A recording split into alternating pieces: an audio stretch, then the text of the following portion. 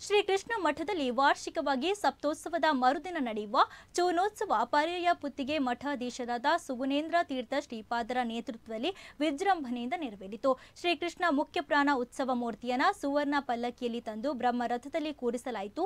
ದೇವರಿಗೆ ವಿಶೇಷ ಪೂಜೆಯನ್ನು ಸಲ್ಲಿಸಿದ್ದು ಬಳಿಕ ನೈವೇದ್ಯ ಸಮರ್ಪಣೆ ಮಹಾಮಂಗಳಾರತಿಯನ್ನು ಭಕ್ತಿ ಶ್ರದ್ಧೆಯಿಂದ ಮಾಡಲಾಯಿತು.